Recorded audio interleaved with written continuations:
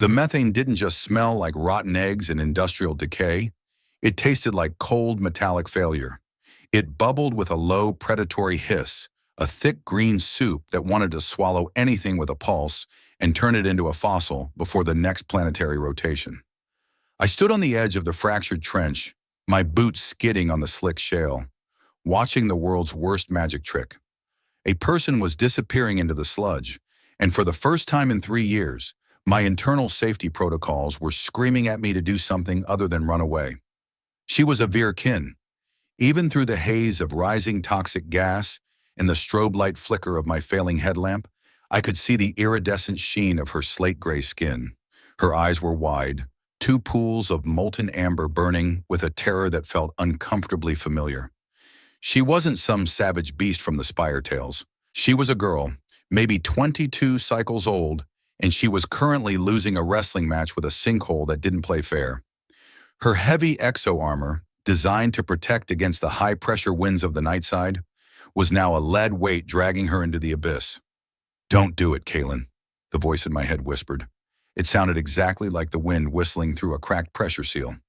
"Stick to the safe roads. Safe roads keep you breathing. Detours get you buried." I looked at the thermal locket strapped to my wrist.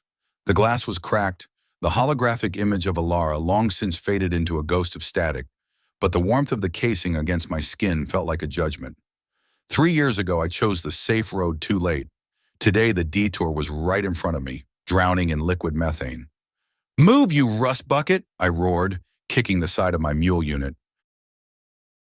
The multi-utility logistic engine hissed, its hydraulic legs twitching as it struggled to maintain purchase on the crumbling ledge. I wasn't a hero. I was a scav runner with a bad attitude and a mechanical pack animal that was 80% scrap metal. But I knew physics, and I knew leverage. The Vyr-Kyn girl went under. Only her hands remained, clawing at the surface of the green muck, her fingers tipped with the blunt, reinforced nails, characteristic of her kind. She was silent. That was the part that got me. No screaming, just a desperate, quiet struggle against the inevitable.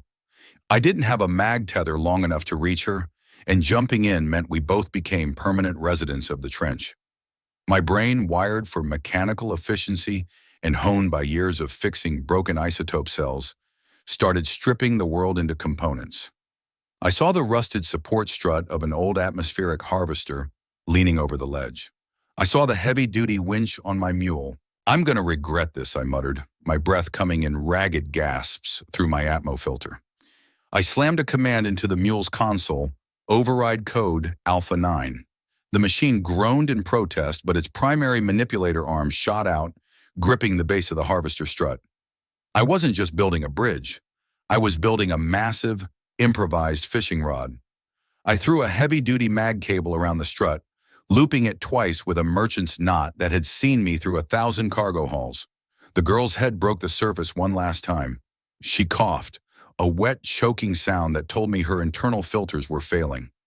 Methane was flooding her lungs. "Grab the strut!" I yelled, my voice cracking under the strain of the sulfurous air. She didn't move. She just stared at me with those golden eyes, frozen by the sight of a human actually trying to help a monster. The prejudice on Othos 9 ran deep. To her, I was a spire dweller, a man who viewed her people as nothing more than bioengineered tools or pests to be exterminated. "Grab it, you green blood, or I swear I'll leave you for the scav crows," I bellowed. That seemed to snap her out of it. She lunged, her powerful arms catching the edge of the rusted metal strut, just as the sinkhole tried to pull her down for good. The mule shrieked, its gears grinding as it took the full weight of her and the suction of the muck. I threw my own weight against the stabilizer, my muscles screaming, my vision blurring with the effort. My palms, raw and blistered from years of hauling scrap, burned against the cold metal. The cable snapped taut. The harvester strut groaned, a long, low metal sob that echoed through the trench. For a second, I thought the whole ledge was going to give way. I thought the detour had finally claimed me. But I didn't let go. I couldn't. Not this time. Hand over hand, I began to winch the strut back toward the solid ground, the mule's servos smoking from the overtorque. The girl clung to the metal like it was the only solid thing in a liquid universe. Every centimeter felt like a kilometer. Every second was a lifetime of oxygen I couldn't afford to waste. One final violent tug from the mule, and her body hit the shale. She crawled, her movements jerky and uncoordinated, until she was 5 meters away from the green death. She collapsed, her chest heaving, her gray skin coated in a thick, stinking film of methane. I fell back onto the hard ground, my lungs burning, my heart hammering against my ribs like a trapped bird. We lay there for 10 minutes, two strangers on a dying planet, the only sound the hiss of the wind and the dying mechanical whimper of my ruined mule. She rolled onto her side, coughing up a mouthful of green sludge. Her eyes found mine. The terror was gone, replaced by a profound, unsettling confusion. "You?" She rasped. Her voice was like grinding stones, deep and resonant. "You are human. Last time I checked the bioscans?" "Yeah," I grunted, sitting up and checking the pressure seal on my filter. "You okay? Or are you going to flatline on me?" She didn't answer. She just kept looking at me, her gaze tracing the lines of my face as if she were trying to solve a mathematical equation that shouldn't exist. She looked at my rusted gear, my tattered scav suit, and finally the broken thermal locket around my neck. "Humans do not save the Vyr-Kyn," she said, her voice steadier now. "It is not the way of the spires." "Well, I don't live in the spires," I snapped, trying to hide the fact that my hands were shaking. "I live in the dirt, and in the dirt, you don't let people drown, not even if they have green blood and eyes like a sunset." She sat up slowly, the methane dripping off her armor in thick globs. She reached out, touching the ground as if to confirm it was still there. Then she turned back to me, her expression turning solemn, her posture shifting into something formal, something ancient. "My name is Vyr-Ra, of the Iron Peak lineage," she said.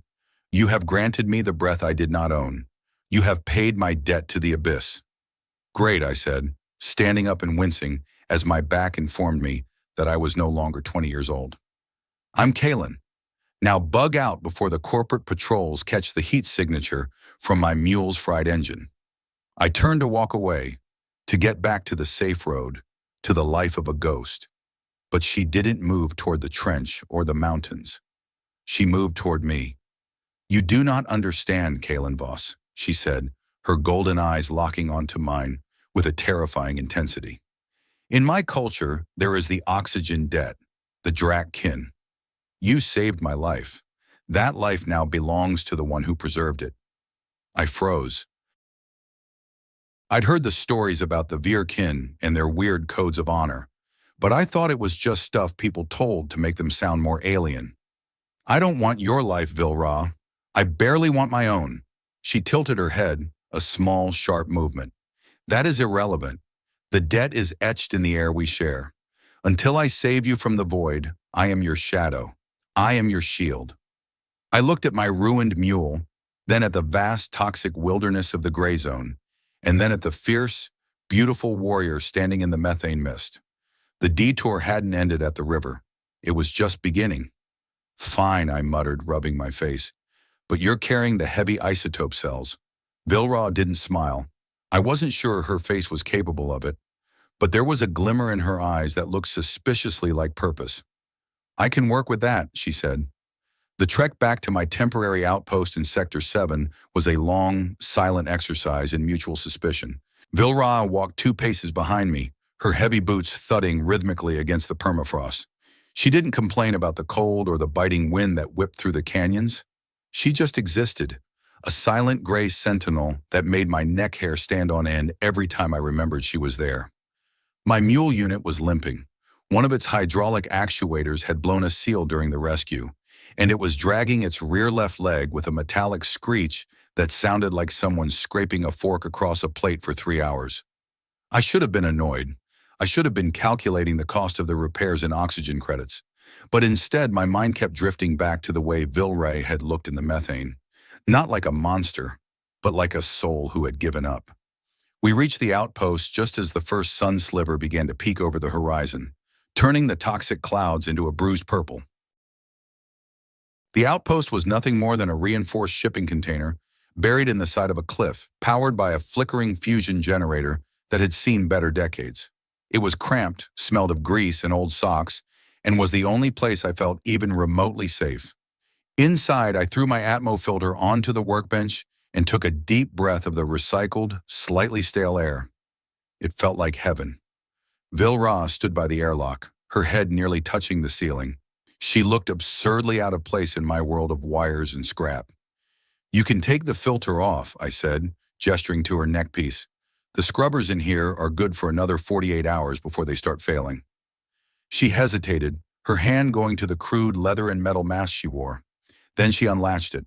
Her face was striking, sharper than a human's, with high cheekbones and a narrow chin.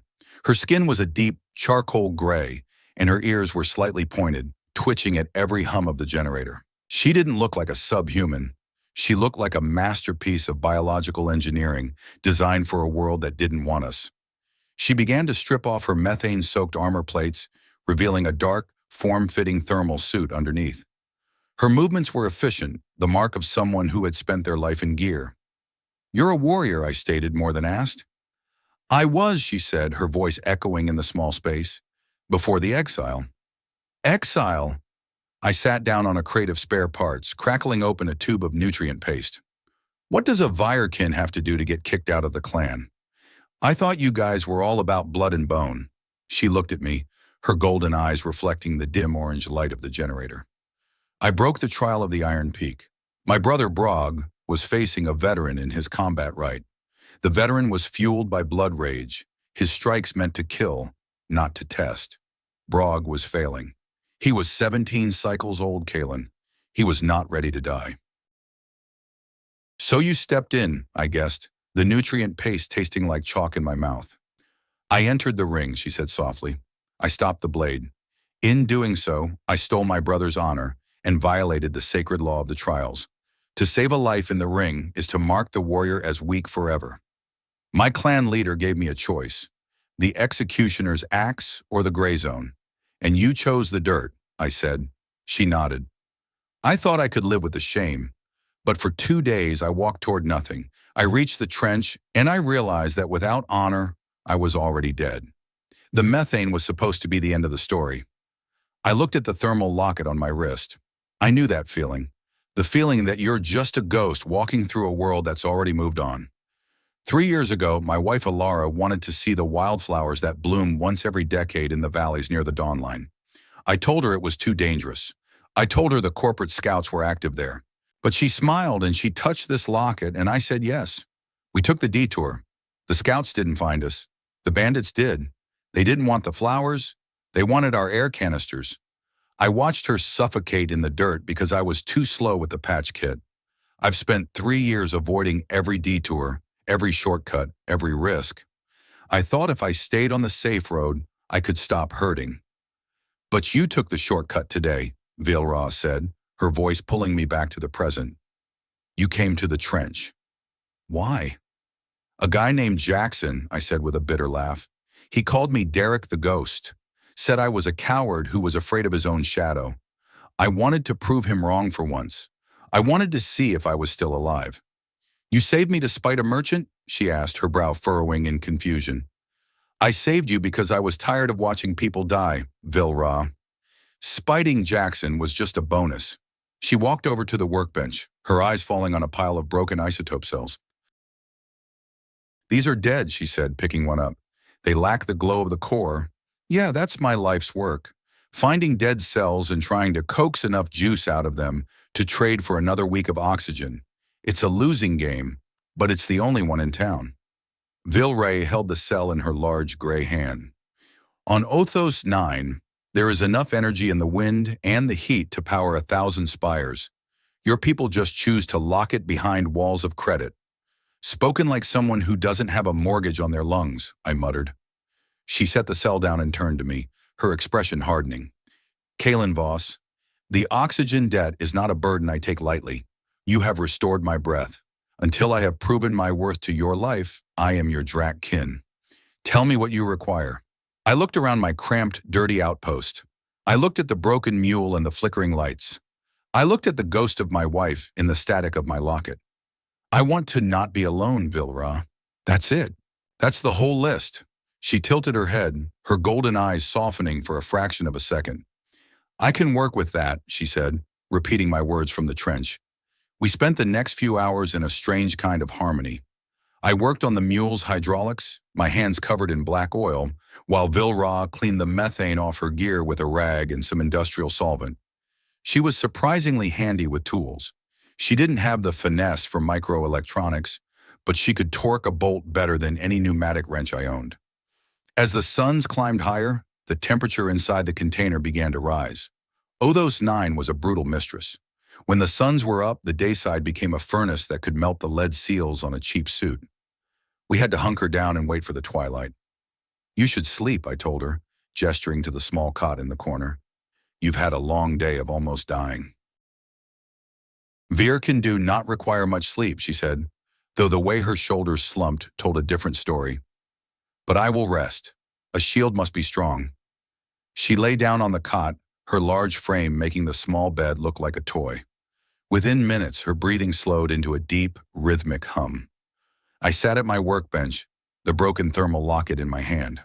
For the first time in 3 years, the silence of the outpost didn't feel heavy. It didn't feel like a tomb. It felt like a pause. I reached out and touched the locket's interface. It didn't light up. It was dead, just like Alara. But then I looked at Vyr-Kyn, sleeping in the corner, a living soul I had pulled from the muck, and I felt a strange, terrifying spark of something I hadn't felt in a long time. Hope. It was more dangerous than the methane. It was more volatile than a cracked isotope cell. But as I watched the sun rise through the reinforced porthole, I realized that I was done being a ghost. I didn't know where the detour was going to lead, and I didn't know if we'd survive the corporate patrols or the Vyr-Kyn hunters that were surely coming for an exile. But I knew one thing. We were going to do it together. The next evening, we packed our gear. The mule was patched up, though it still walked with a bit of a limp.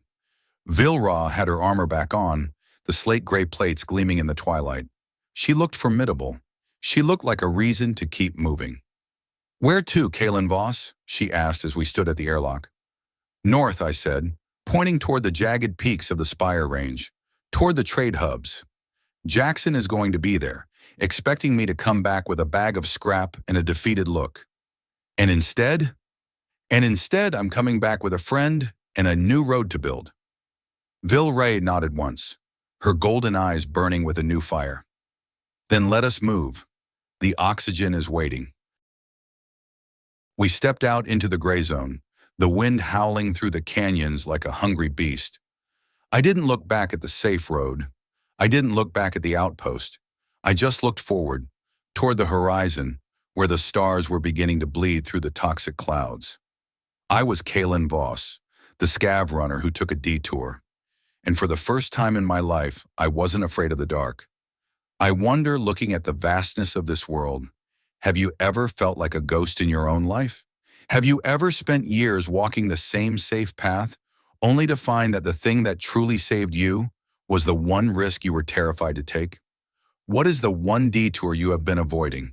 And what would happen if you finally turned the wheel? The oxygen debt isn't just about breathing. It's about making the breath count. And as we walked into the twilight, I knew that every breath from here on out was going to be mine. Ours. The smell of Sector 7 was something that stayed in your lungs long after you left the airlock. It was a cocktail of burnt ozone, synthetic grease, and the sour sweat of thousands of people living too close together on a planet that wanted them dead. It was a jagged iron splinter of a city, built into the side of a massive canyon where the winds weren't quite strong enough to rip the plating off the walls. I had walked these corridors for 15 years, and every time I entered the main bazaar, I felt like I was stepping into the belly of a beast that was slowly digesting me. Vyr-Kyn walked behind me, her presence a silent, heavy weight. I had managed to find an old hooded poncho in the mule's storage bin to cover her iridescent gray skin and the sharp lines of her armor. On Othos 9, being a Vyr-Kyn was like carrying a lit flare in a dark room. Everyone noticed, and nobody wanted you there. We moved through the crowded, narrow streets, pushing past merchants selling recycled water and scavengers trading rusted circuitry for a few hours of high-grade oxygen. "Keep your head down," I whispered, my voice barely audible over the roar of the ventilation fans. "If anyone sees your eyes, we are going to have a very short afternoon." I understand, Kaelen Voss, she replied, her voice muffled by the heavy fabric. But the air here, it tastes of sickness. It tastes like money, I grunted, or the lack of it. We reached a door at the end of a dimly lit alley, marked only by a faded symbol of a gear and a crescent moon. This was Jackson's territory. Jackson was a man who knew the price of everything and the value of nothing. He dealt in information, high-end scrap, and the kind of favors that usually ended with someone being tossed into a recycling vat. He was the one who had called me a coward for 3 years, and now I was walking into his den with the biggest prize on the planet. The door hissed open, and the heat inside hit me like a physical blow. The room was cluttered with holographic displays, half-disassembled droids, and stacks of copper-cased memory banks. Jackson sat behind a desk made from the wingtip of a crashed atmospheric flyer, his fingers dancing across a digital ledger. He didn't look up when we entered. "Derek the Ghost," he said, his voice a smooth, oily purr. "I heard a rumor you took a detour into the fractured trench. Most of the boys in the bazaar had a betting pool going. I put 50 credits on you coming back as a smear on the rocks." "I'm disappointed I ruined your return on investment, Jackson," I said, leaning against a stack of crates. "I brought something better than scrap." Jackson finally looked up, his eyes narrow and calculating. He looked at me, then at the hooded figure standing behind me. He sniffed the air, his nose wrinkling. "Methane and sulfur." "You been hanging out with the pond life, Derek?" "His name is Kaelen," Vyr-Kyn said, her voice dropping the hood with a sharp movement. "And I am not pond life." Jackson froze. His eyes went wide as he took in the slate-gray skin, the golden eyes, and the sheer physical presence of a Vyr-Kyn warrior in his private office. For a second, the only sound was the hum of the electronics. Then he let out a low, whistling breath. "Well, pull my teeth and call me a scrapper," Jackson whispered. "You actually did it. You found a green blood. And you brought her here? To my office? Are you trying to get us both flatlined by the CorpSec?" "She's in exile, Jackson. She's got information on the Iron Peak clan's primary isotope refinery. If we can get the coordinates, we could bypass the corporate monopoly for 6 months. I need 2,000 credits for supplies and a long-range mag tether." Jackson leaned back, his fingers drumming against the desk. 2,000? That's a lot of chits for a ghost who's afraid of his own shadow. You think you can walk into the mountains with a monster and just take what you want? The corporation has scouts everywhere. "I'm not afraid anymore," I said, my voice steady. I realized that being safe is just a slower way of being dead. Jackson laughed, a dry, rattling sound, spoken like a man who's about to lose his head. "Fine, I need to verify some of this. Stay here. I'll get the chits from the safe." He stood up and walked into a back room. I looked at Vyr-Kyn. She was tense, her hand resting on the hilt of the serrated knife at her belt. Something was wrong. My merchant's instincts, the ones that had kept me alive when Alara died, were screaming at me. "Vyr-Kyn, get to the door," I whispered. Before she could move, the lights in the room flickered and turned a harsh, clinical red. A mechanical voice echoed through the speakers. "Security override. Lockdown in effect. Sector 7 enforcers on site." Jackson appeared in the doorway of the back room, but he wasn't alone. 2 corporate enforcers in matte black pressure suits stood behind him, their pulse rifles aimed directly at my chest. Jackson held a small digital device in his hand, a smug grin plastered across his face. "Sorry, Kaelen," he said, no longer using my nickname, "but the bounty on a Vyr-Kyn exile is 10,000 credits. And for a scavenger who's harboring a subhuman? That's an extra 5,000 and a clean slate for me. You should have stayed on the main road." "You snake," I hissed, my hand going to my heavy-duty wrench. "You sold us out before we even walked through the door." "I'm a businessman," Jackson shrugged. "And business is booming. Enforcers, take them. Kill the human if he resists. We only need the girl alive for the interrogation." The enforcers moved forward, their boots clanking on the metal floor. My heart was hammered against my ribs. My first instinct was to drop to my knees and beg for mercy. I was a coward, right? I was the man who ran from bandits. I was the man who watched his wife die because he couldn't fight. But then I saw Vyr-Kyn. She didn't look afraid. She looked at me, and in those golden eyes I saw the oxygen debt. I saw the bond we had forged in the methane muck. She was waiting for my signal. "Bug out!" I roared, throwing my heavy wrench at the nearest light fixture. The room plunged into darkness as the bulb shattered. In the sudden shadows, Vyr-Kyn was a blur of motion. She didn't use a gun. She used the strength of a species designed to survive a high-gravity world. I heard the sound of a pulse rifle being snapped in two and the grunt of an enforcer as he was thrown against the wall. "Kaelen, follow me," she commanded. I didn't need to be told twice. I grabbed my pack and dove through the office window, the glass shattering as I hit the metal catwalk outside. The cold air of the bazaar hit me, but it was filled with the sound of sirens and the heavy thud of running boots. "This way," I yelled, pointing toward the ventilation shafts. "If we can get to the lower levels, they can't track our thermal signatures." We ran through the twisting corridors of Sector 7, a human ghost and a Vyr-Kyn warrior. We dodged through a group of terrified miners and jumped over a stack of empty oxygen tanks. Behind us, I could hear the enforcers shouting orders, their boots echoing like thunder in the narrow space. "We're hitting a dead end," Vyr-Kyn shouted as we reached a massive pressure door that was slowly grinding shut. "Not today." I grabbed a small magnetic pulse charge from my belt, something I'd been saving for a big scrap haul, and jammed it into the door's control panel. The device hissed, a shower of sparks flying as the electronics fried. The door stuttered and stopped, leaving a gap just wide enough for us to squeeze through. We tumbled into the darkness of the lower maintenance tunnels, the smell of grease and stagnant water rising to meet us. Above us, the sounds of the pursuit faded, replaced by the low, constant hum of the city's life support systems. We were alive, but we were no longer just scavengers. We were fugitives. "Jackson was right about one thing," I panted, leaning against a rusted pipe. "We can't go back.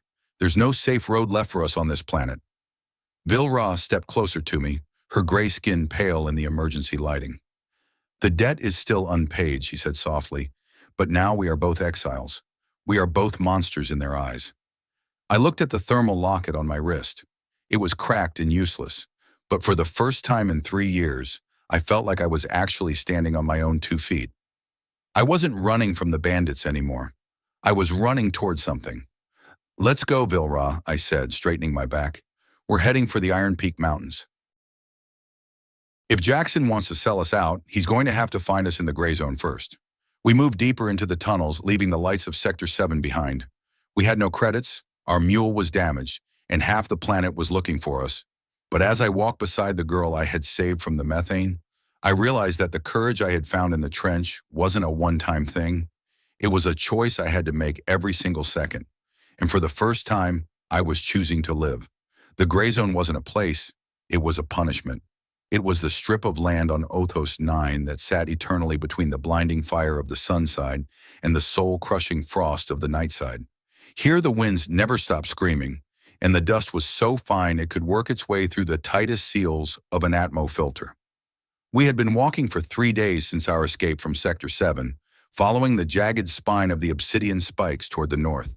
Our mule was on its last legs. The hydraulic fluid was leaking in a steady, rhythmic drip, drip, drip that sounded like a ticking clock.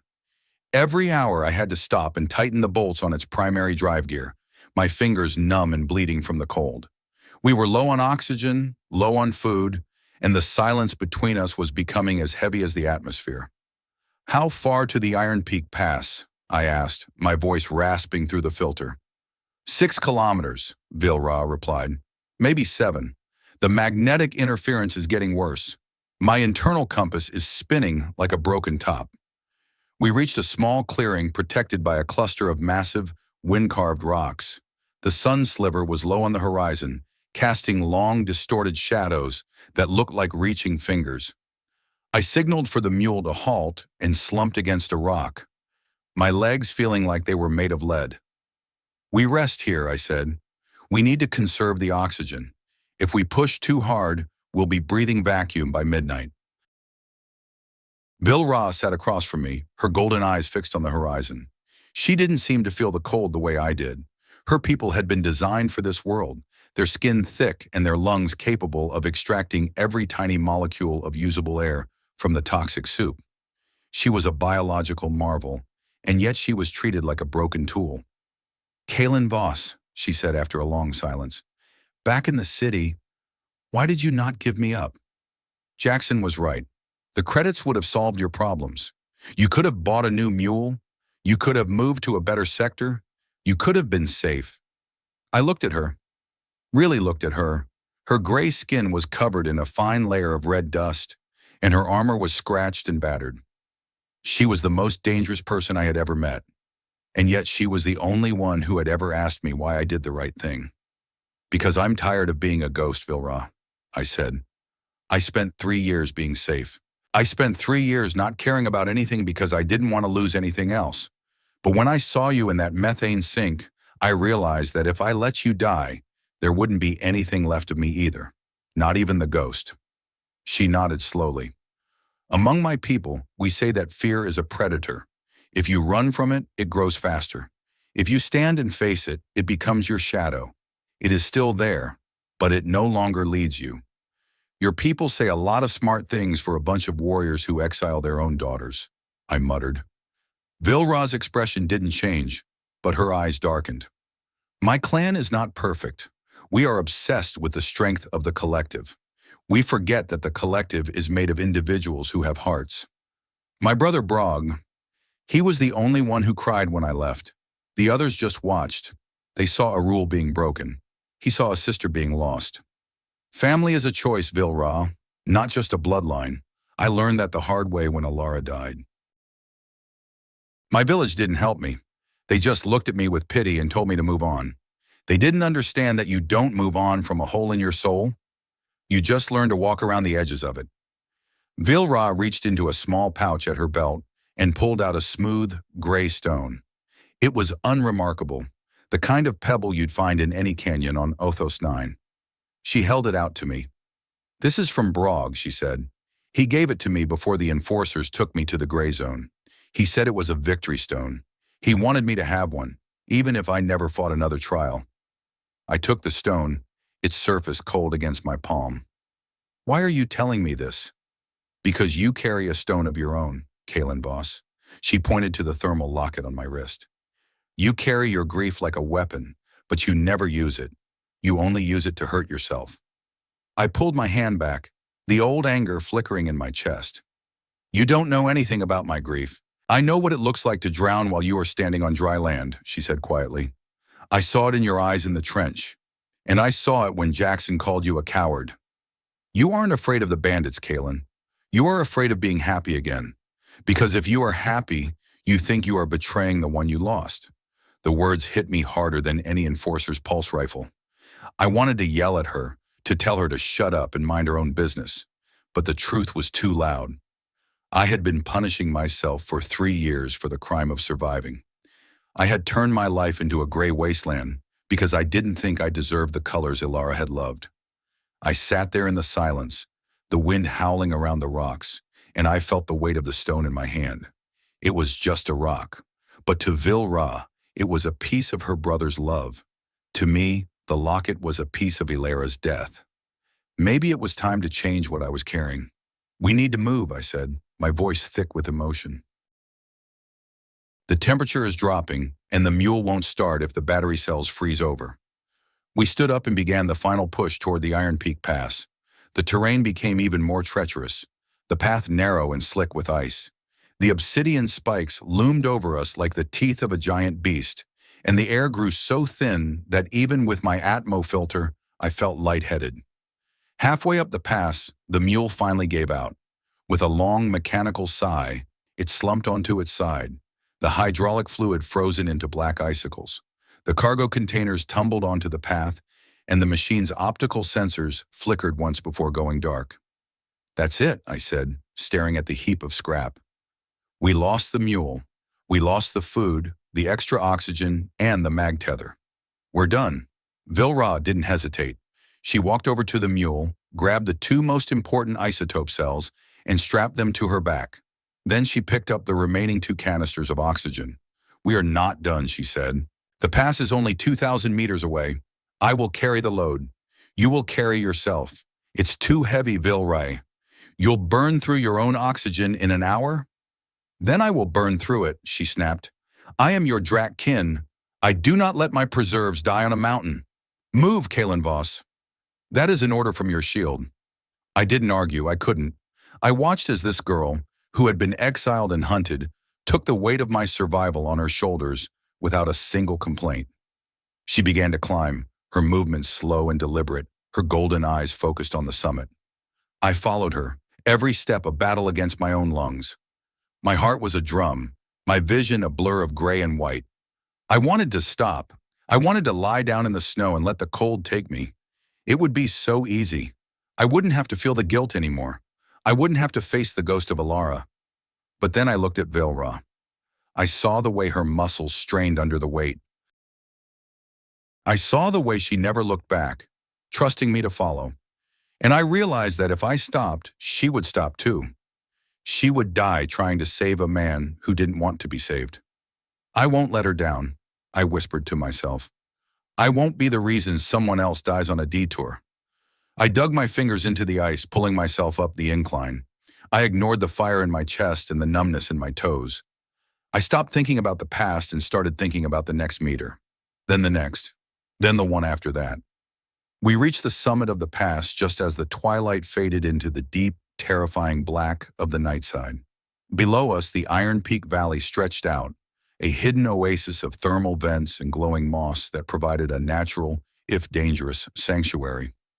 We did it, I gasped, collapsing into the snow at the edge of the ridge. Vyr-Kyn dropped the isotope cells and sat down beside me, her breath coming in great, billowing clouds of steam. She didn't say anything for a long time.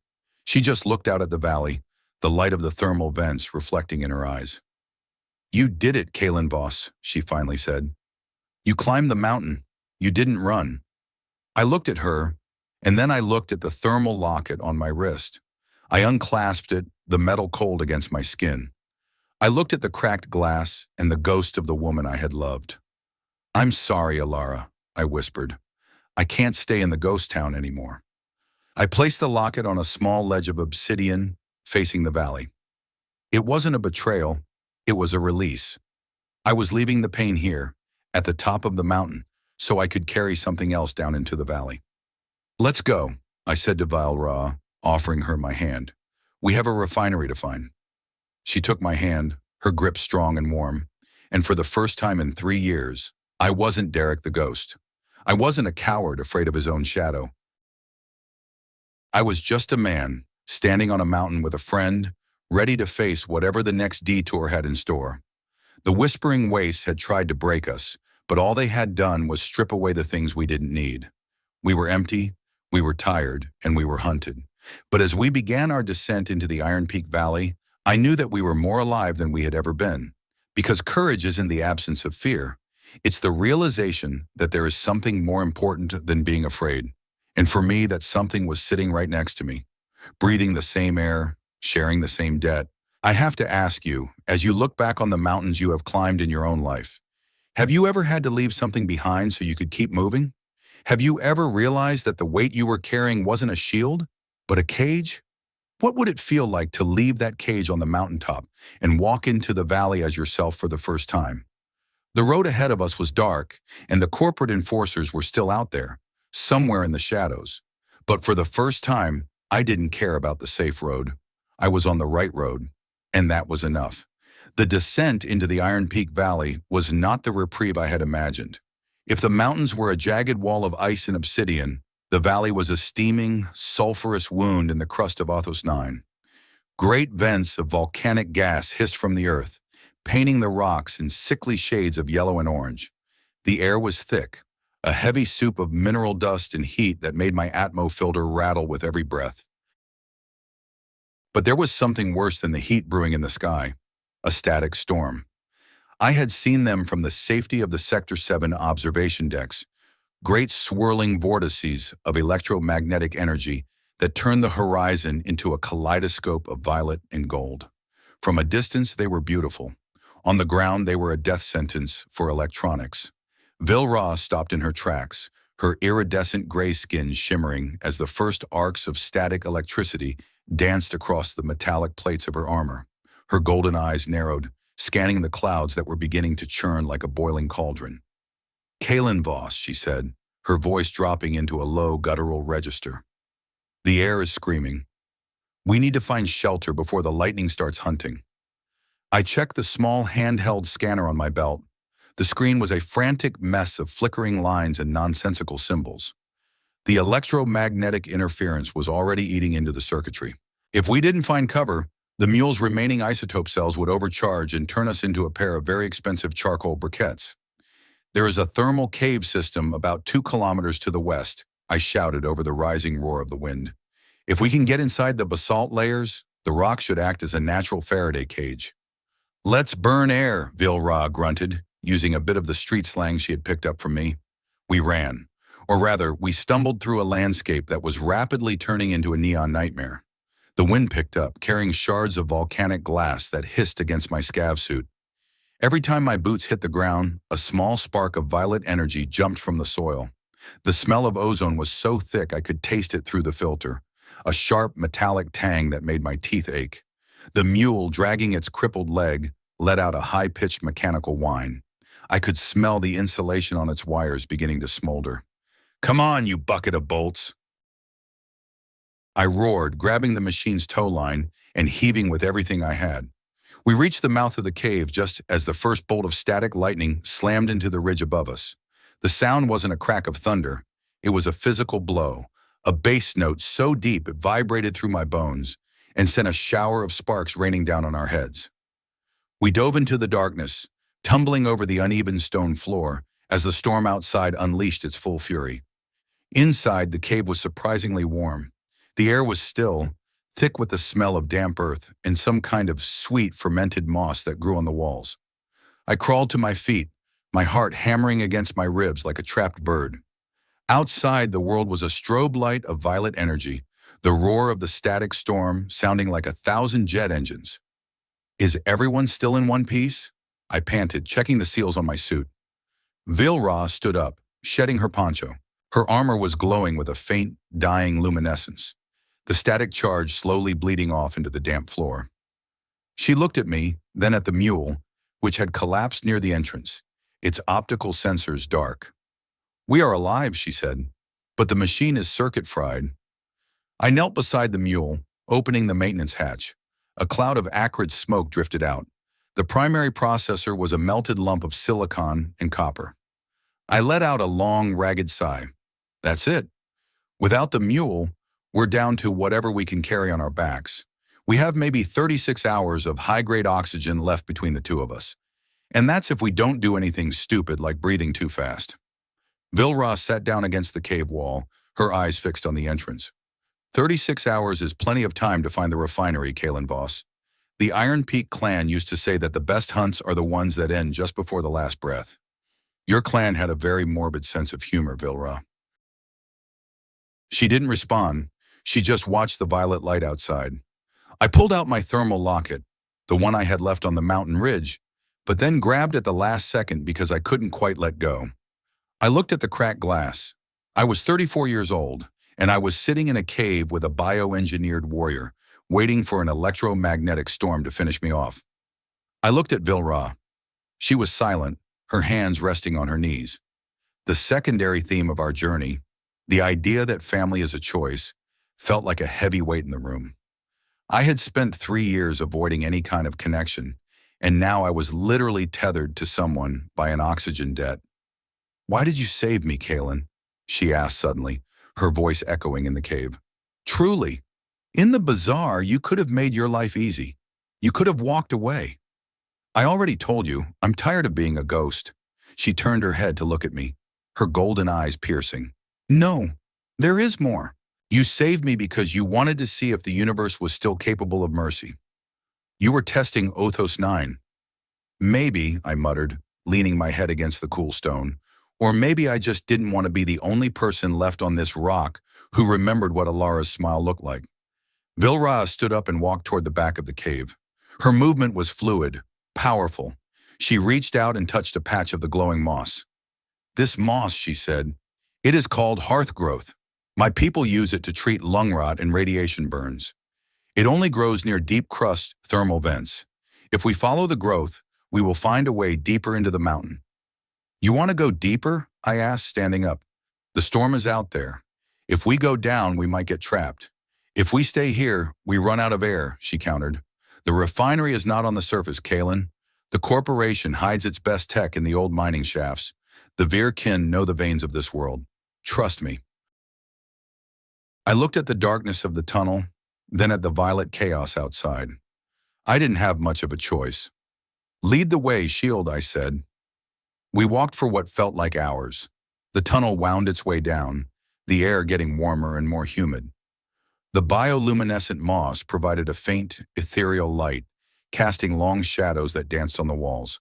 The silence was absolute, broken only by the sound of our breathing and the occasional drip of water. As we descended, the theme of courage was tested. Every time the cave narrowed or the floor became slippery, I felt the old panic rising in my throat. I was terrified of being buried alive. I was terrified of the dark. But every time I looked at Vyr-Kyn, I saw the steady, unwavering strength of someone who had already lost everything and realized that she was still standing. We reached a large cavern where the air felt different, cleaner, sharper. In the center of the room was a massive structure of rusted iron and pulsing blue lights. It looked like a giant mechanical heart, connected to the walls by a web of thick cables and pipes. The refinery, I whispered, my heart leaping. No, Vyr-Kyn said, her voice dropping to a whisper. This is the Atmo core. This is what breathes for the entire valley. The corporation built it 50 years ago. My people were the ones who dug the shafts. I walked toward the machine, my scavenger instincts taking over. If I could tap into the diagnostic port, I could find the coordinates for the isotope stores. I reached for my data spike, but before I could touch the console, a voice boomed from the shadows. Step away from the core, scavenger. I froze. From the darkness on the far side of the cavern, 3 figures emerged. They were wearing heavy environmental suits, but they weren't corporation enforcers. Their gear was mismatched, cobbled together from different sectors, and they were carrying high-output thermal rifles. Bounty hunters, I muttered. Jackson didn't waste any time. The leader of the group stepped forward, his Atmo filter painted with a crude white skull. He looked at Vyr-Kyn, then at me. 10,000 credits for the girl, he said, his voice distorted by the speaker. And 5,000 for the ghost. This is a very profitable day for us.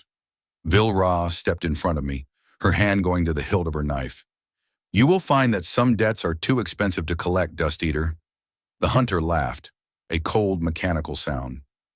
We don't care about honor, green blood. We only care about the credits. Now drop the weapons and make it easy for us.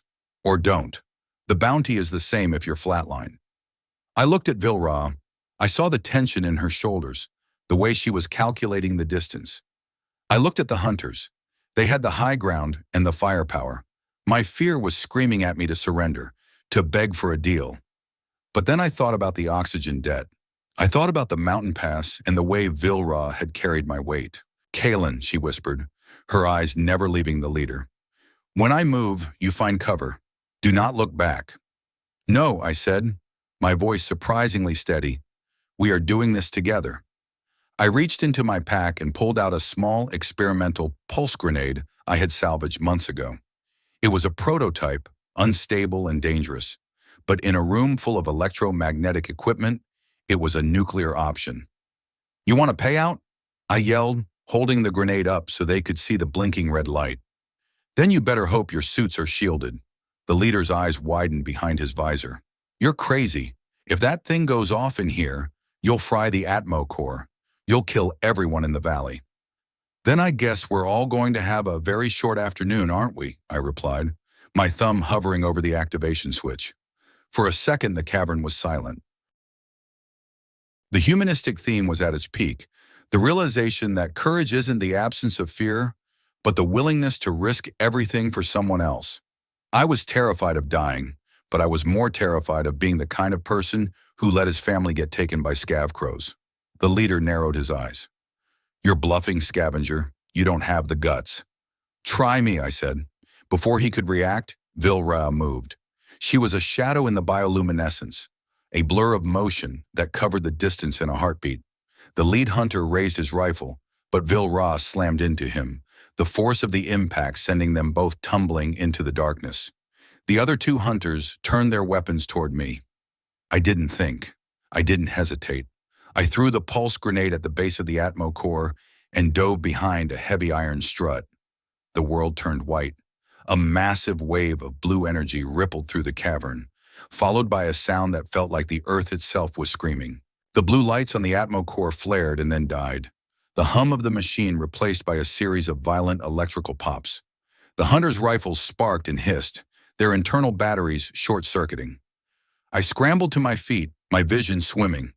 Through the haze of ozone and dust, I saw Vyr-Kyn standing over the leader, her knife at his throat. The other two hunters were on the ground, clutching their heads as their electronics-fried suits pulsed with static. "Kaelen!" Vyr-Kyn shouted, her voice echoing in the sudden silence. "The core is failing! We need to leave now!" I grabbed my pack and ran toward her. The Atmo core was let out a low, ominous groan, the floor of the cavern beginning to vibrate. "Did you kill them?" I asked, looking at the hunters. "No," she said, her golden eyes flashing. "They are out of the game. But the storm outside is nothing compared to what happens when an Atmo core goes into meltdown." We ran back into the tunnels, the sound of the failing machine following us like a predator. We had risked everything to find the refinery, and now we were running for our lives once again. But as I looked at Vyr-Kyn, I realized that the debt had changed. It wasn't about oxygen anymore. It was about something deeper. We reached a small side tunnel that seemed to lead further away from the core. We didn't stop until the sound of the explosion was a distant rumble. We collapsed in a small chamber, the air thin and tasting of burnt copper. "We lost the core," I panted, checking my oxygen levels. "We have maybe 24 hours left, and the hunters know we're here." Vyr-Kyn looked at me, her face smeared with soot and blood. "You did not bluff, Kaelen Voss." "I guess I found my guts," I said with a weak smile. She reached out and placed a hand on my shoulder. "You are no longer a ghost. You are a warrior of the Iron Peak." I laughed, a dry, rattling sound. "I'm just a scavenger who's tired of running." But as we sat in the darkness, the humanistic theme began to settle into my bones. I had acted despite my fear. I had chosen a friend over my own safety. And even though we were still hunted and our air was running out, I felt more alive than I had in 3 years. The cost of not learning the lesson would have been a safe, empty life. The cost of embracing it was a dangerous, uncertain future. But looking at Vyr-Kyn, I knew which one I preferred. "We have 24 hours, Vyr-Kyn," I said, standing up. "Let's make them count." The explosion of the Atmo core had a ripple effect that we hadn't anticipated. It didn't just kill the lights in the cavern. It sent a shockwave through the communication grid of Sector 7. Somewhere in the spires, corporate administrators were staring at red screens, and Jackson was likely screaming at his subordinates to find the two fugitives who had just cost him 10,000 credits and his reputation as a reliable snitch. We were moving through a series of abandoned service shafts that smelled of stagnant water and cold iron.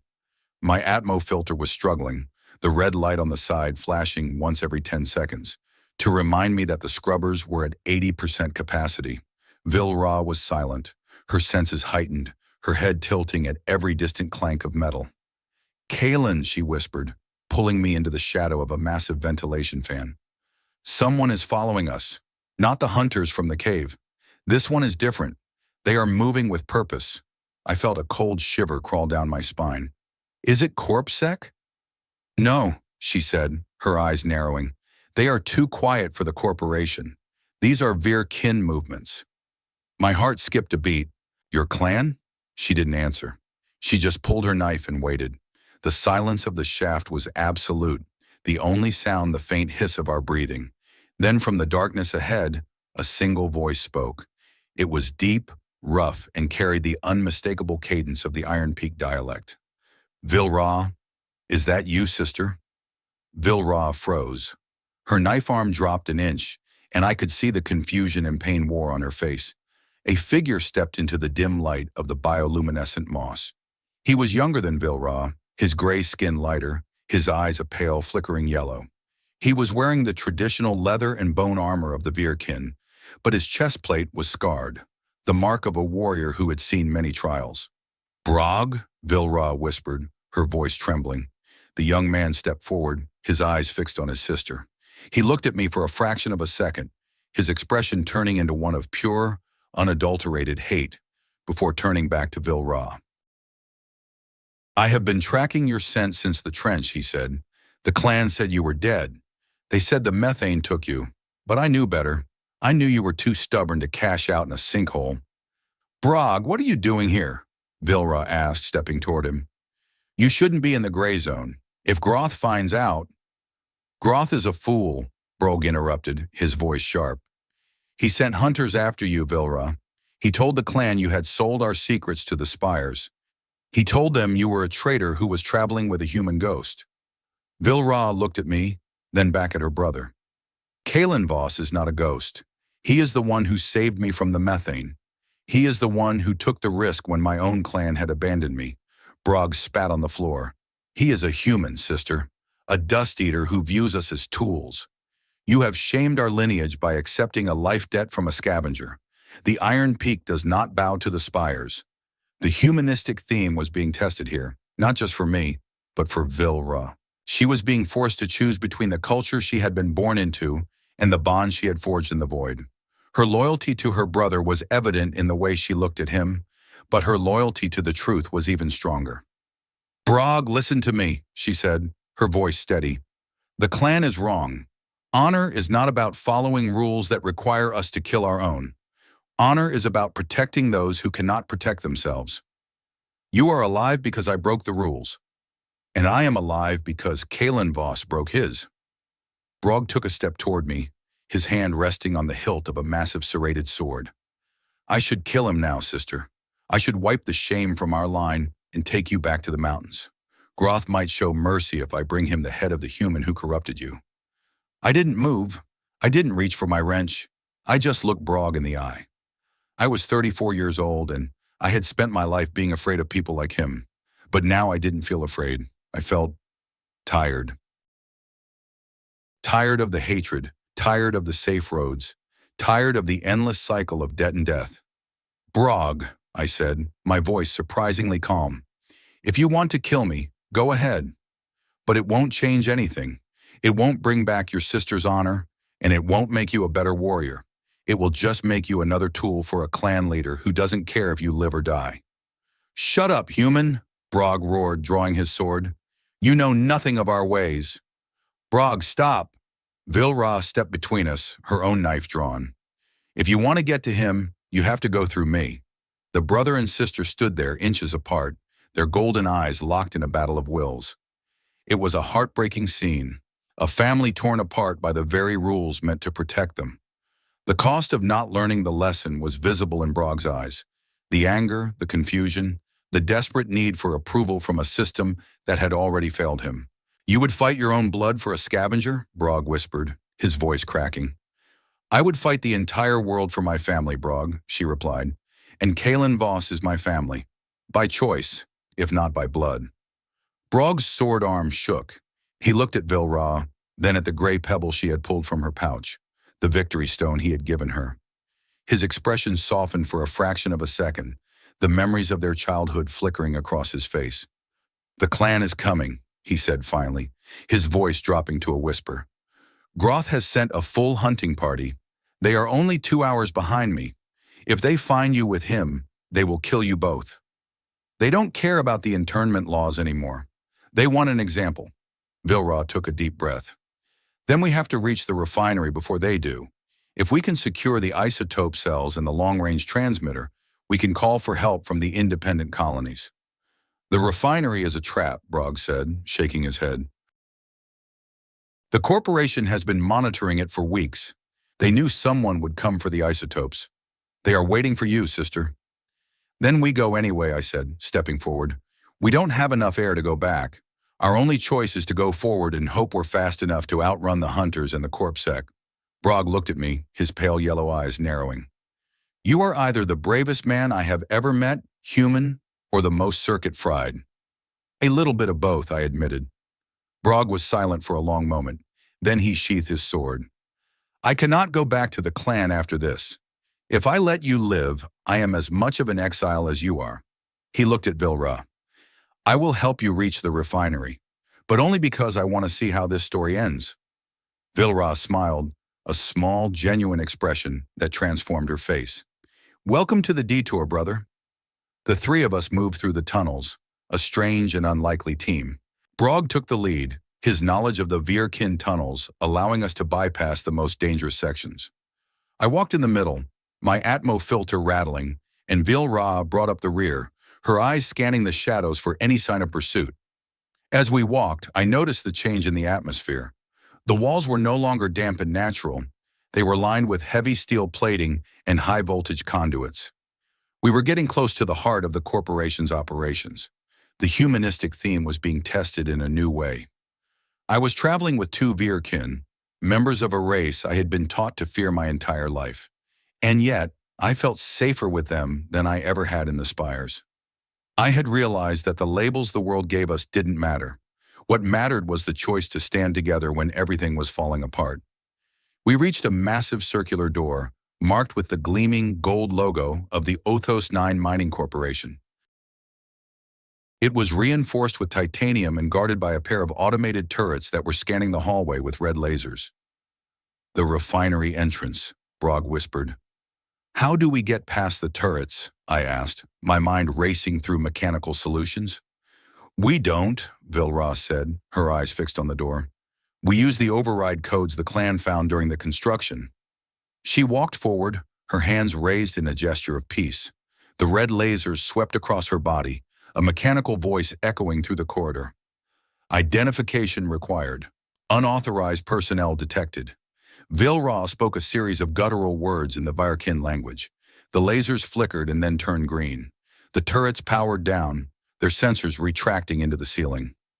The massive door began to grind open, revealing a chamber filled with rows of glowing blue canisters, the high-grade isotopes that were the lifeblood of the planet. "We're in," I said, my heart pounding. But as we stepped into the chamber, the lights flared to a blinding white. From the catwalks above, a dozen corporate enforcers appeared, their pulse rifles aimed at our heads. And in the center of the room, standing beside a terminal, was Jackson. He looked different than he had in Sector 7. His face was bruised, and he was wearing a sleek, high-end pressure suit. He held a digital tablet in his hand, a cold, triumphant smile on his lips. "I told you, Derek," he said, his voice echoing through the chamber. "You should have stayed on the main road." "Jackson," I hissed, "you just don't know when to quit, do you?" "Neither do you, apparently," he replied. "I knew the bounty hunters would fail. They are too crude. But the corporation has very deep pockets. They offered me 20,000 credits to lead them here, and a permanent residence in the upper spires." "You sold out your own species for a better view?" Brog growled, his hand going to his sword. "I sold out a scavenger and two monsters for a chance at a real life," Jackson snapped. "In this world, Derek, you are either the one holding the air or the one begging for it. I chose to hold it." He looked at the enforcers. "Kill the Vyr-Kyn. Keep the human alive for the interrogation. I want to know how he fried the Atmo core." "Wait," I yelled, stepping forward. "You don't want to do this, Jackson." "Why not?" he asked, raising an eyebrow. "Because the Atmo core wasn't the only thing I rigged with a pulse grenade," I said, pulling a small black device from my belt. Jackson's eyes widened. "You're bluffing again." "You don't have another one." "Try me," I said, the same two words I had used in the cave. But this time, I wasn't bluffing. I had spent 3 days with an oxygen debt, 3 days with an exile, and 3 days learning what it meant to be alive. I wasn't afraid of the shadows anymore. I was the shadow. I thumbed the activation switch. The small device in my hand began to hum, a high-pitched whine that made the enforcer's rifles flicker. "Jackson," I said, my voice cold and certain, "this is the end of the safe road. For both of us." The enforcers looked at each other, their discipline wavering. They had seen what had happened to the Atmo core. They knew that in a room full of isotopes, a pulse grenade was a death sentence. "Drop the weapons," I commanded. "Now!" Jackson stared at me, his face pale with terror. You would kill us all?" "I'm already a ghost, Jackson," I said. "I have nothing to lose. But you? You have a seat in the upper spires to think about." Jackson's hand shook. He looked at the device, then at the enforcers, then back at me. For a long, agonizing moment, the only sound was the hum of the grenade. Then slowly, he lowered his tablet. "Hold your fire," he whispered to the enforcers. "Hold your fire." The enforcers lowered their rifles. Brog and Vyr-Kyn moved forward, their weapons ready. We had them cornered. The hunters turned into the hunted. The humanistic theme was at its most powerful point. I had used my courage not to kill, but to create a stalemate. I had shown that even in a world as cold and brutal as Othos 9, a single person with a choice could change the outcome. "We are taking the isotopes, Jackson," I said, "and we are taking the transmitter. And then we are leaving. If you follow us, I'll drop this grenade into the central cooling system." "Go," Jackson spat, his voice trembling with rage. "Just go." "But you'll never leave this planet, Derek. The corporation will hunt you to the ends of the universe." "I already live at the ends of the universe," I said, gesturing for Brog and Vyr-Kyn to grab the canisters. We backed out of the chamber, our eyes never leaving the enforcers. We reached the tunnels, the heavy door grinding shut behind us. We didn't stop running until we were deep in the abandoned shafts, the air getting thinner with every step. "We did it," Brog panted, his pale yellow eyes wide with wonder. "We actually did it." Vyr-Kyn looked at me, her iridescent skin glowing in the dark. "You are a very dangerous man, Kaelen, boss." "I'm just a scavenger who's tired of being afraid," I said, sitting down against the wall. But as I looked at the blue glow of the isotopes, I knew that the journey wasn't over. We had the fuel, we had the team, and we had the courage. But we were still fugitives on a planet that wanted us dead, and the oxygen was still running out. I have to ask you, in your own life, have you ever stood your ground against someone who thought they had all the power? Have you ever realized that the only thing keeping them in control was your own fear? What would happen if you stopped being afraid of the fallout and started focusing on the choice? The road ahead was dark, but for the first time, I could see the light at the end of it. It wasn't the safe road, and it wasn't the easy road. But it was the one we had chosen, and that made all the difference. The air in the dead spires didn't just feel thin, it felt ancient, like it had been sitting in a sealed tomb for 1,000 cycles. This area of Othos 9 was a graveyard of failed ambition, a cluster of skeletal metal towers that had been abandoned when the primary oxygen veins shifted 40 years ago. Now it was a ghost city of rusted girders and shattered glass, rising out of the gray zone like the ribs of a gargantuan beast. We moved through the shadows of the lower maintenance levels, our footsteps echoing against the hollow metal floors. My Atmo filter was wheezing, a rhythmic mechanical rattle that sounded far too much like a death rattle. I checked my wrist display. We were down to 6 hours of high-grade oxygen. Brog and Vyr-Kyn were doing better, their genetically enhanced lungs squeezing every last molecule of life out of the toxic soup around us. But even they were beginning to look frayed at the edges. "The relay transmitter is at the top of Spire 14, Brog whispered, his yellow eyes scanning the darkness above. "If the corporation hasn't stripped the primary pulse emitter, we can broadcast the data on the emergency frequencies. It will hit every sector on the planet simultaneously, and every CorpSec hunter will know exactly where to find us," I added, adjusting the straps on my heavy pack. The isotopes were heavy, a constant reminder of the target painted on our backs. "We're burning air, Brog. Let's get moving." We began the climb. Spire 14 was a jagged needle of iron, its exterior ladders rusted and slick with frozen methane. I felt every one of my 34 years as I hauled myself up the vertical shafts. My muscles were screaming, and the cold was a persistent, gnawing hunger that ate through my thermal suit. Every time I looked down, the ground seemed further away, a dark abyss waiting to swallow me. Vyr-Kyn climbed beside me, her movements fluid and powerful, despite the deep gash on her leg from the refinery escape. She didn't complain. She didn't slow down. She was the anchor that kept me from drifting into the void of my own exhaustion. "Kaelen, boss," she said, her voice a low hum in my headset. "Your breathing is shallow. Take deeper draws. Don't let the panic steal your air." "I'm trying, Shield," I panted. "Just not used to playing mountain goat on a vertical graveyard." We reached a ledge at the 500-meter mark. The wind up here was a physical force, a constant, howling pressure that threatened to rip us off the side of the spire. I leaned against a rusted bulkhead, my vision swimming.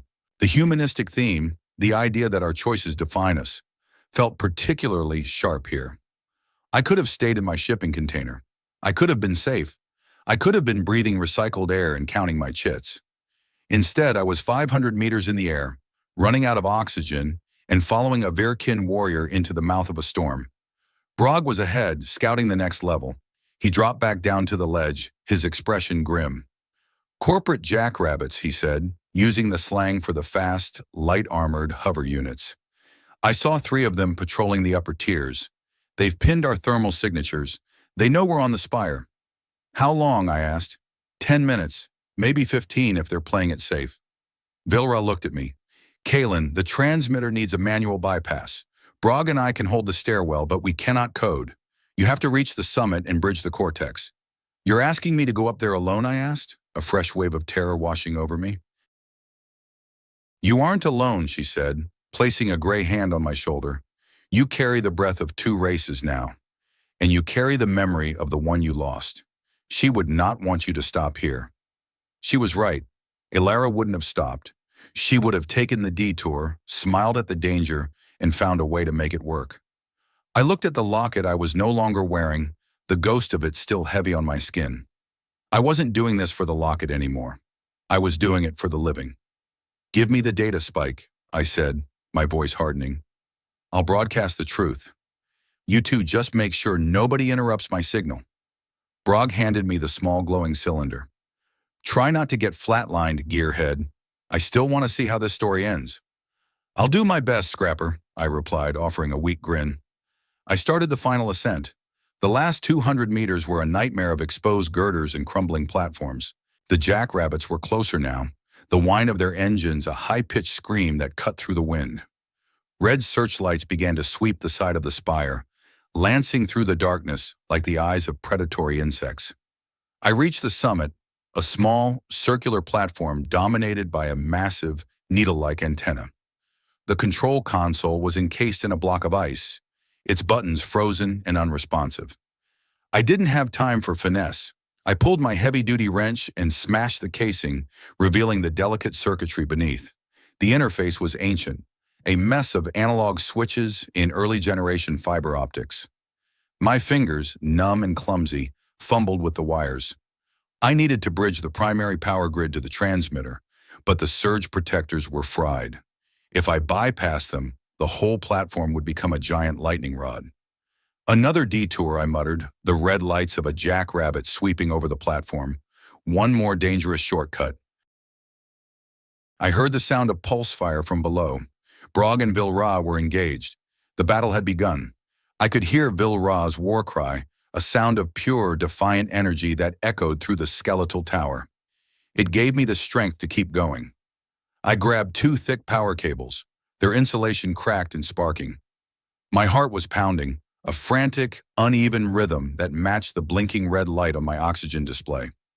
20 minutes left. If I didn't finish this now, the broadcast wouldn't matter. I jammed the data spike into the primary port and touched the 2 wires together. A massive jolt of electricity surged through my suit, throwing me back against the railing. My vision went white, a blinding flash of pain and heat that felt like my teeth were being pulled out of my head. I screamed, but the sound was lost in the roar of the spire as the transmitter roared to life. A blue beam of pure energy shot upward into the toxic clouds, a spear of light that cut through the darkness of Othos 9. The data was flowing. The coordinates of the refinery, the logs of the corporate assassinations, and Vilra's own testimony of the Iron Peak exile were being beamed to every sector, every terminal, every handheld device on the planet. The truth was out. I slumped against the base of the antenna, my suit smoking, my lungs burning. Through the haze of pain, I saw a corporate jackrabbit drift over the edge of the platform. The pilot was wearing a sleek black helmet, his pulse rifle aimed directly at my chest. I didn't reach for my wrench. I didn't try to hide. I just looked at him and laughed. It was a dry, ragged sound, the laugh of a man who had finally stopped running. "You're too late," I panted. "The air is free now." The pilot hesitated. He looked at the blue beam of energy, then back at me. Before he could fire, a gray shape slammed into the side of the hover unit. Vilra. She had climbed the exterior of the spire, bypassing the stairs to reach the summit. She grabbed the edge of the jackrabbit's cockpit and ripped the canopy off with her bare hands. The unit spiraled out of control, crashing into the neighboring tower in a ball of orange fire. Vyr-Kyn tumbled onto the platform, her armor smoking, her golden eyes wild with adrenaline. "Kaelen!" she shouted, crawling toward me. "Is it done?" "It's done, Shield," I whispered, my vision beginning to fade. We told them everything. She reached out and grabbed my hand, her grip the only thing keeping me from drifting away. "You did it, Kaelen Voss. You chose the detour." And for the first time, the detour didn't feel like a mistake. It felt like home. The immediate aftermath of the broadcast was a chaos of light and sound. The corporate relay network was trying to jam the signal, but my bridge was holding.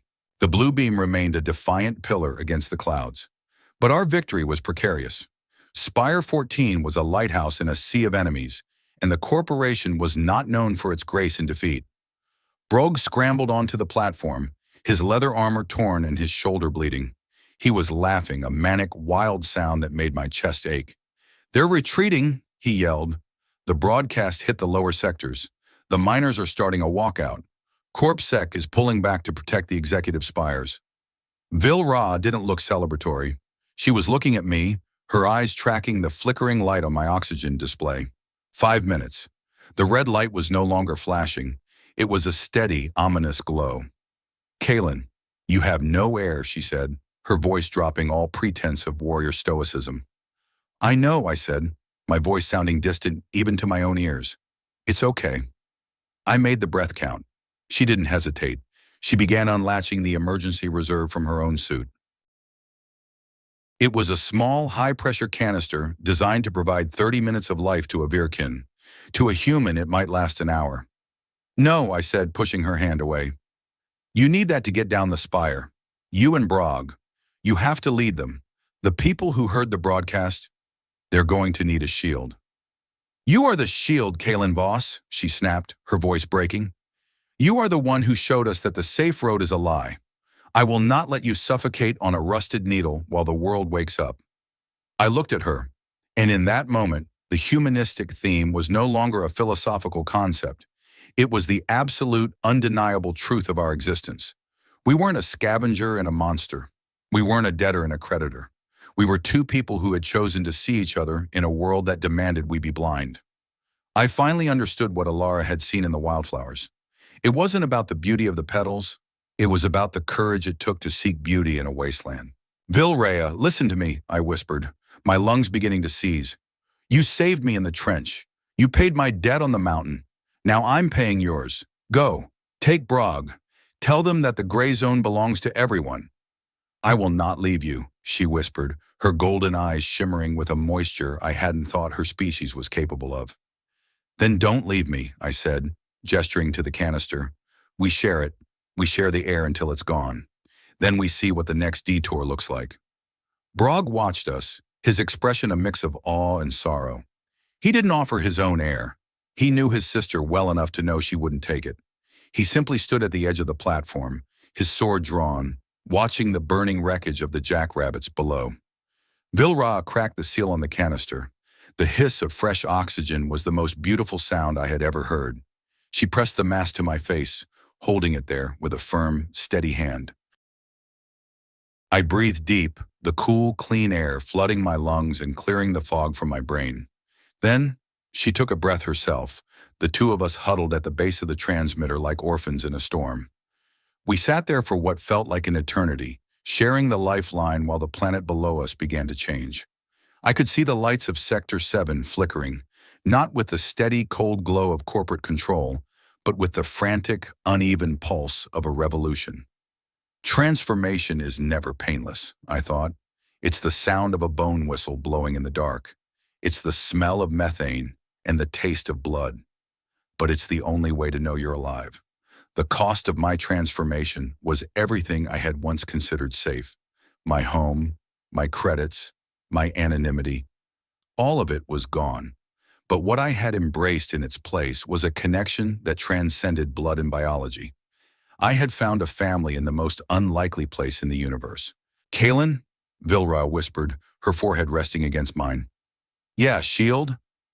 I am glad you took the shortcut. Me too, Vilra. Me too.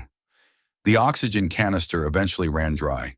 The hiss faded into a final hollow click. I braced myself for the darkness, for the familiar feeling of the ghost life claiming me at last. But the darkness didn't come. Instead, there was the sound of a heavy lift transport approaching. Not a corporate unit.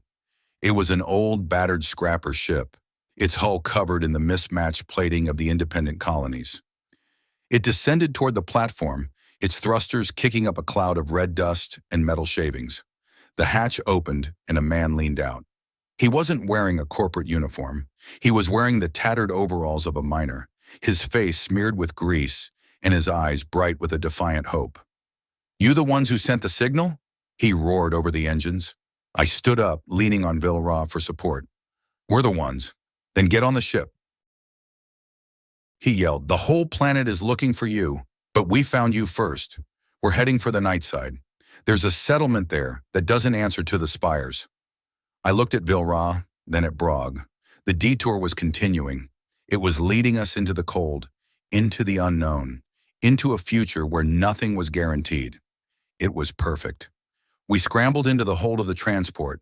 As the ship pulled away from Spire 14, I looked down at the dead spires. They didn't look like a graveyard anymore. They looked like a beginning. The blue beam of the transmitter was still firing, a constant, unwavering light that would burn until the last battery cell died. I reached into my pocket and felt the gray stone Brog had given Vilrea, the one she had passed to me in the waste. I looked at the boy who had wanted to kill me 3 days ago, and the woman who had saved my soul. Where are we going? Brog asked, his voice filled with a nervous excitement. Forward, I said, closing my eyes as the ship accelerated. Just forward.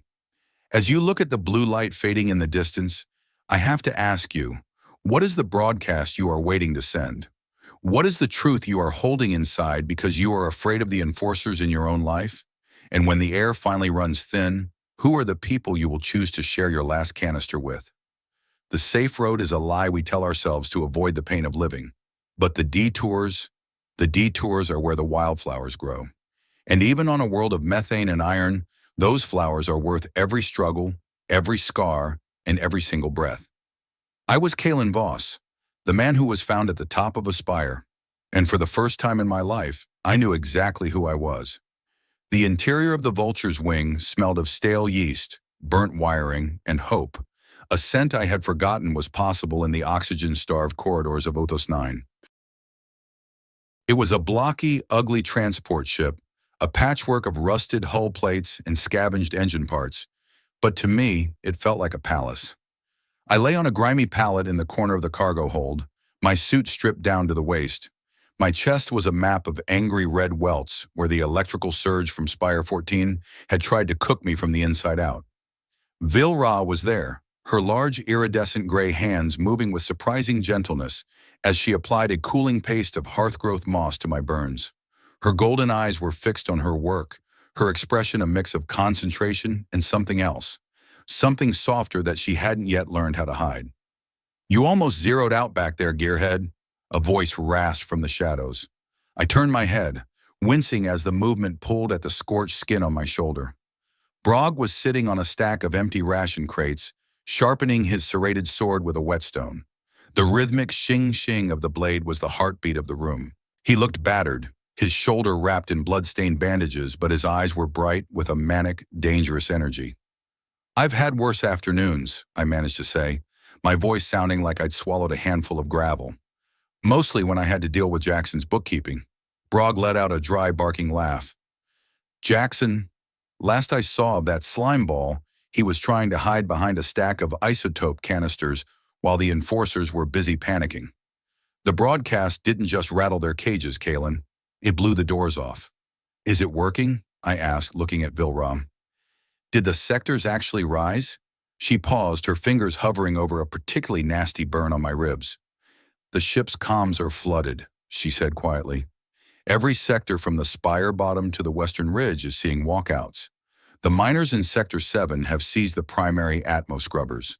They are demanding a new covenant. They are calling themselves the Unfiltered. The unfiltered, I whispered, tasting the word. I liked it. It sounded like the opposite of a ghost. But it's not over, Vyr-Kyn added, her eyes meeting mine. The corporation still controls the orbital platforms and the heavy-duty pulse emitters. They are pulling back to the high spires, fortifying. They will try to starve us out. They think if they wait long enough, we will turn on each other for a hit of high-grade oxygen.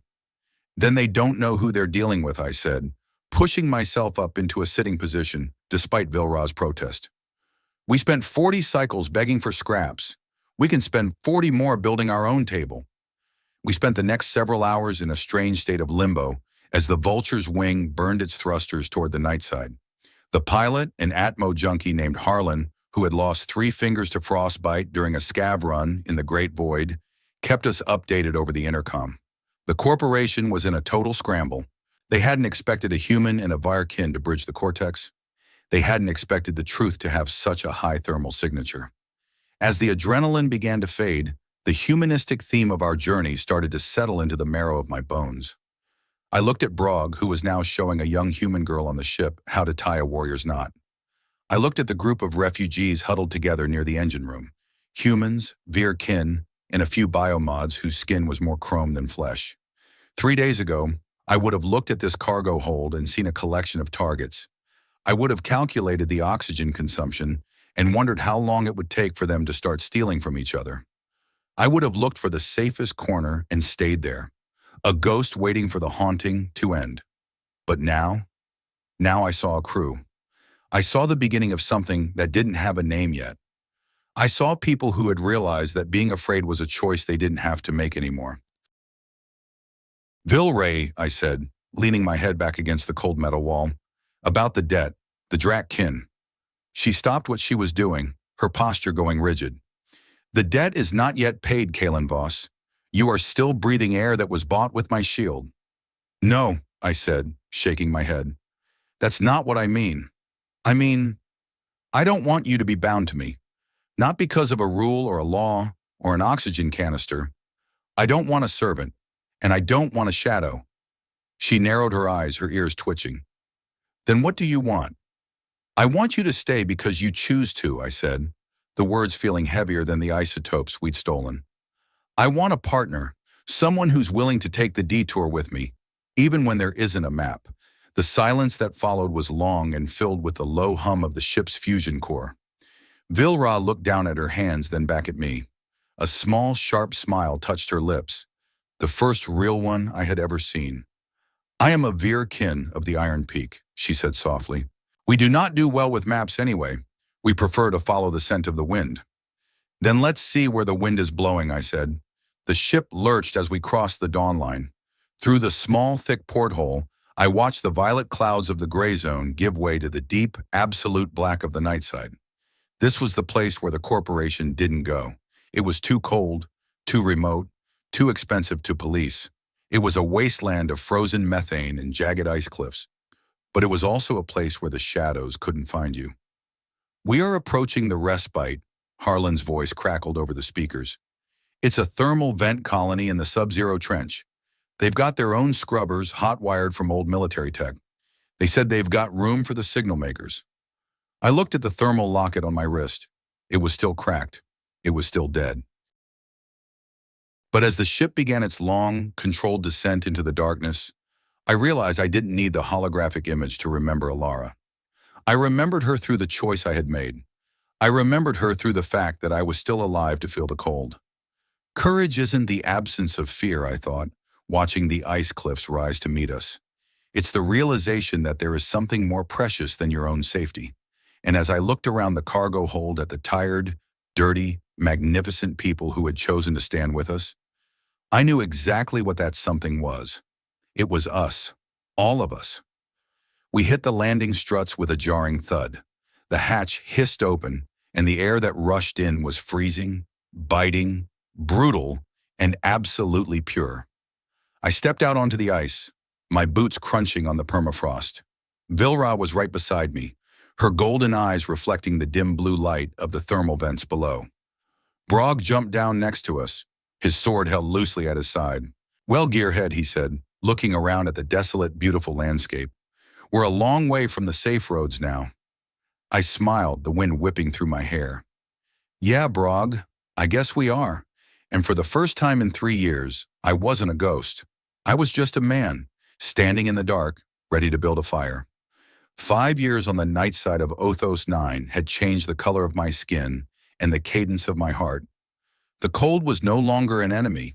It was a constant companion, a reminder that every joule of heat was a gift we had earned.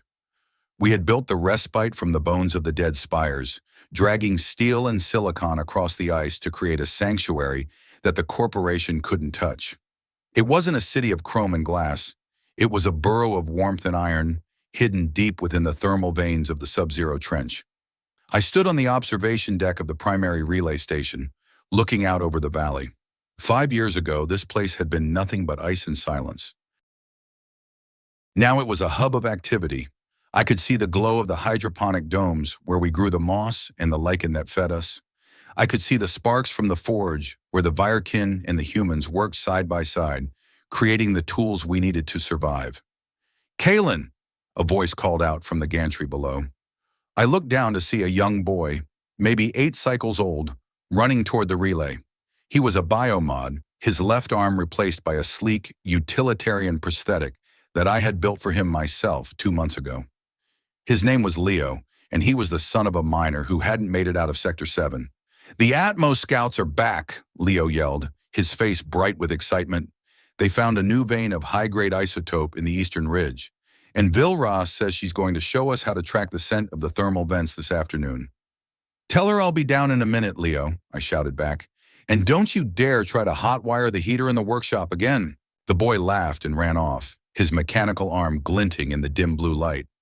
I watched him go, a lump forming in my throat.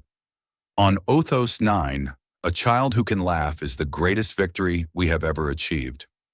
I turned back to the console. I wasn't Nahat Rak, scavenging for scraps anymore. I was the chief engineer of the respite. I was the man who kept the air flowing and the lights burning for over 800 people. It was a heavy weight, a responsibility that never let me sleep for more than 4 hours at a time. But it was a weight I carried with pride. Vyr-Kyn stepped onto the deck behind me. She was older now, her iridescent skin more deeply lined, her golden eyes more contemplative. She wasn't my shadow anymore.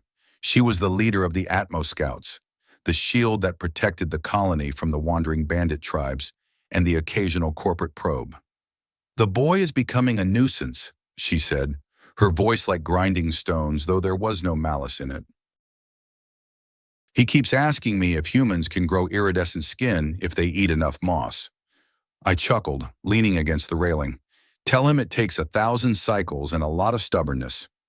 She walked over to me, her hand resting on the hilt of the serrated knife I had helped her forge. "The debt is long since settled, Kaelen Voss. You know that, right?" "I know, Vyr-Kyn. It was settled the moment we shared that last canister on Spire 14. She looked out at the valley, her ears twitching in the cold wind. "We did something impossible, didn't we? We built a home where there was only a void. We took the shortcut," I said, "and we didn't look back." I walked over to the primary transmitter, the one that broadcast our heartbeat to the rest of the planet. Every day we sent out a signal, not a call for help, but a declaration of existence. We told the people in the spires and the people in the dirt that there was another way to live. We told them that the corporation didn't own the air. I checked the pulsimeter. It was steady, a clear, sharp note that echoed across the night side. Then I reached into my pocket and pulled out a small, flat object. It wasn't the thermal locket. I had left that on the mountain 5 years ago. This was something new. It was a small, hand-carved piece of obsidian. On one side, I had etched the gear in the moon, the symbol of the scavengers. On the other, Vyr-Kyn had carved the mark of the Iron Peak. It was a reminder of where we had come from and where we were going. It was our own bone whistle, our own signal to each other. I placed the obsidian on the console, a small offering to the machine that kept us connected. I spent 34 cycles walking the safe roads of Othos 9. I spent 34 cycles thinking that, if I just kept my head down and my filter tight, I could survive the storm. I thought that by avoiding detours, I was protecting myself from loss. But all I was doing was ensuring that when I finally died, there would be nothing left to remember. I was a ghost in a world of iron, breathing air that belonged to someone else. Now looking back at the long descent from the spires, I realize that the only thing that truly matters isn't how long you breathe, but what you choose to do with the air you have.